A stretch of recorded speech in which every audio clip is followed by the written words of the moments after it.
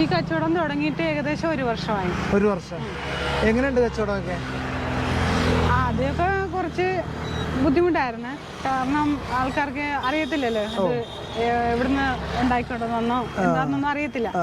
പിന്നീട് ആൾക്കാർക്ക് ഇങ്ങനെ ചോദിച്ചു വന്നപ്പോഴത്തേക്ക് ഇത് വീട്ടിലുണ്ടാക്കുന്നതാണ്, ഞാൻ തന്നെ ഉണ്ടാക്കുന്നതാണ്, ജീവിക്കാനായിട്ട് വേറൊരു മാർഗ്ഗമില്ല എന്നൊക്കെ ആൾക്കാർക്ക് മനസ്സിലായപ്പോഴത്തേക്ക് ആൾക്കാർ സപ്പോർട്ട് ചെയ്യാൻ തുടങ്ങി, വാങ്ങാനൊക്കെ തുടങ്ങി. ആദ്യമൊക്കെ വാങ്ങുമായിരുന്നെങ്കിലും കുറെ താമസമായിരുന്നു തീരാനായിട്ട്. പിന്നീട് ചില സമയത്തൊക്കെ മിച്ചം വന്നിട്ടുണ്ട്, കൊണ്ട് കളഞ്ഞിട്ടുണ്ട്.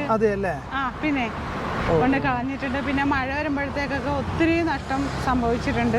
പിന്നെ കൂടുതലൊരു വീടില്ല, ഒരു ഷെഡിനകത്താണ് താമസിക്കണത്, ഒരു മുറിയേ ഉള്ളൂ. പിന്നെ പിള്ളേരെ പഠിപ്പിക്കാനൊക്കെ ഒത്തിരി പൈസ വേണമല്ലോ, അപ്പം അങ്ങനെയും